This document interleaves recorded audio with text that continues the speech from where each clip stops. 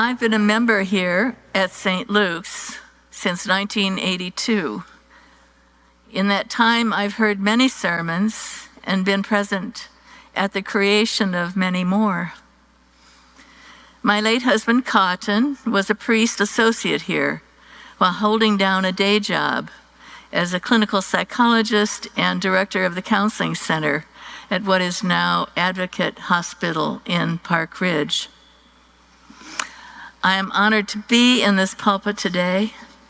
It is a spot hallowed by the words of many thoughtful and gifted preachers over the years. I hope my own words will do justice to the honor that I feel. Our readings from 1 Timothy and Luke speak to us about what we are able to do as Christians with what little power and control we possess in the societies we find ourselves. 1 Timothy tells about praying for those in high positions so that we may each lead quiet and peaceable lives in all godliness and dignity. And in Luke, we find the line, "Whoever is faithful in very little is faithful also in much." It is apparent to me as I've gotten older that making important societal changes with big impacts is not likely to be my lot. It would be easy to get demoralized. But today's texts remind me that hope can be found even in small acts of faithfulness. My involvement over the years in a project called the Siraj Library Project has called me to make just such small acts of faithfulness. The Siraj mission is to create libraries in Palestinian towns and refugee camps in the West Bank. Working with Palestinian communities, Siraj creates beautiful, safe, and vibrant libraries for the children and families of Palestine. And the impact of their work there stretches far beyond the communities in which they are planted. In Arabic, the word Siraj means lamp, specifically an oil lamp, like the Aladdin's lamp of our logo. But Siraj also means light, thus making our logo an apt symbol for what we do, that of shining a light into the darkness of what often seems like a dark and hopeless part of the world. As my husband Cotton drew near retirement, he noticed that few conflicts in the world seemed more insoluble, more in need of hope and light than that between Israelis and Palestinians. So in around 2005, he began what he called a listening tour to better understand the issues.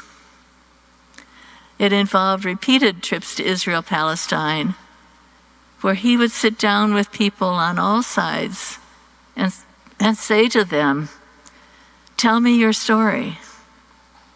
Everywhere he traveled, he asked the question, "Tell me your story," and heard stories and learned much about Palestinians, their lives, their experiences, and the rich literary and storytelling traditions that are part of being Palestinian. Cotton also met with many groups and church leaders in the U.S. When speaking with the Presbyterian Church's Middle East Task Force on Peace and Justice, he learned that they had just awarded a grant to a young married couple, Lori, an American, and Estefan Salami, a Palestinian who wished to establish American-style children's libraries in Palestine. These were a style of library that was unknown in the Palestinian culture. Since then, for over 20 years, under Lori's leadership, Siraj has created 13 libraries in towns, villages, and refugee camps in the West Bank. Cotton was board co-chair of Siraj when he died. It is due in part to him that I am here with you today, as I currently serve on the board of Siraj. With our support, Siraj went on to form many other libraries. Back in 2011, St. Luke's funded, the establishment of a library in Taipei. Taipei is the only surviving Christian town in Palestine. I was there helping unpack books and shelve books along with the volunteers and college students a few days before their grand opening. The Taipei Library was later closed when our partner church needed to reclaim the space. Learning from the news recently that Taipei was under daily attack by Israeli settlers and that they had set fire to its 4th century church, I was left feeling sad and discouraged. But it turns out that having a library is very important to the community of Taipei. So recently, they found a new location for their library and called on Siraj for help. Siraj now has grant applications submitted for this project. The community of Taipei refused to give up hope, and so do I.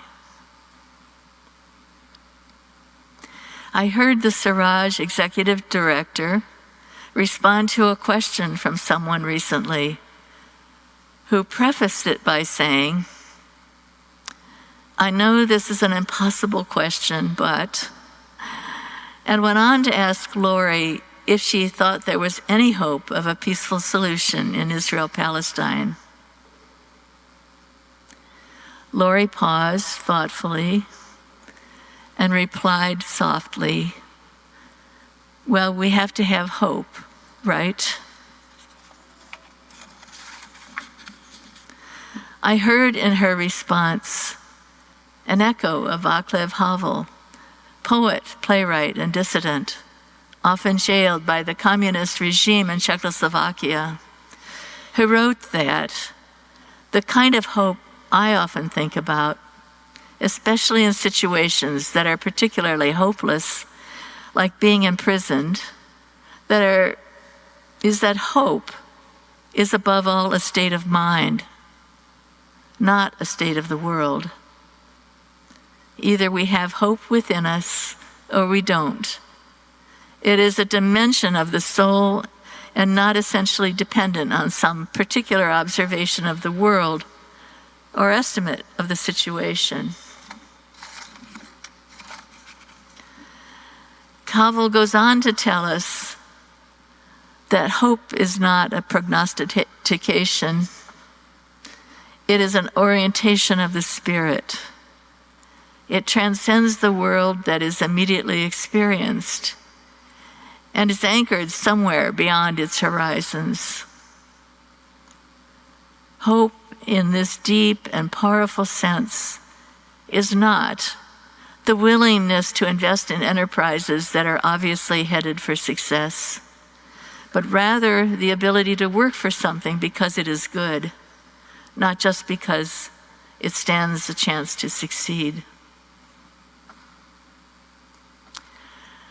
Because of the investment in Siraj made by St. Luke's and by my husband and me and many of you, Siraj has become very dear to me. As Reverend Cat preached several weeks ago, we invest our time and treasure, and our hearts follow. For where your treasure is, there your heart will be also. Most Palestinian communities are surrounded by fences and roads that are blocked. It is very dangerous, if not impossible, to travel far from one's home.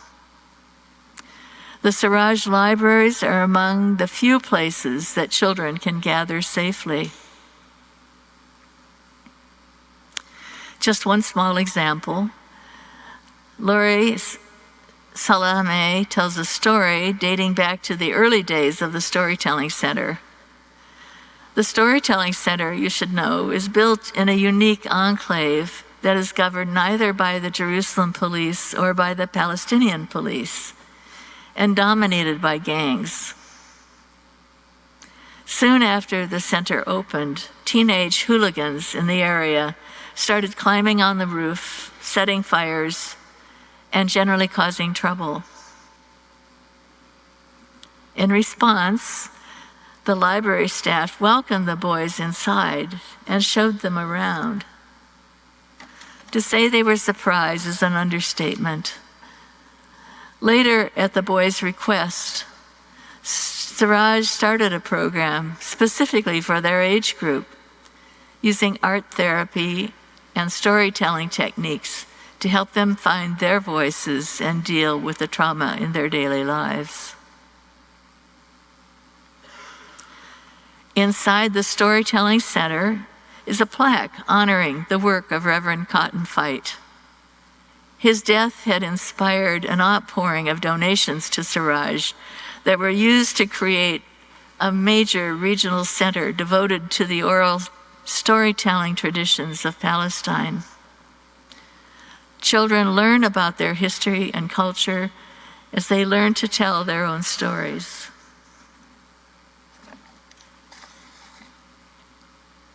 With our financial help and support, Siraj has anchored itself firmly in the soil of Palestine and to the very center of Palestinian life. The work of Siraj helps light the darkness, to comfort the people in the midst of their trials and suffering, and remind both them and us that God is with us always. I love being part of this project.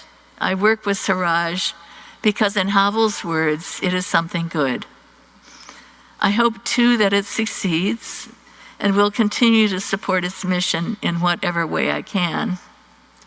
And I will pray, as 1 Timothy instructs us, for the leaders of countries in the Middle East and elsewhere, that they may have compassion upon the people of Palestine, so that they too may live quiet and peaceable lives.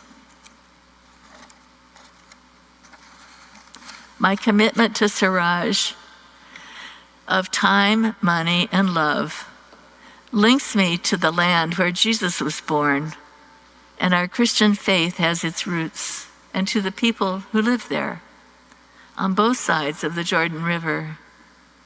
It is my own way of contributing to the light. I hope you will join us in the parlor after this service to learn more about Siraj and become part of a story that deserves our attention. Amen.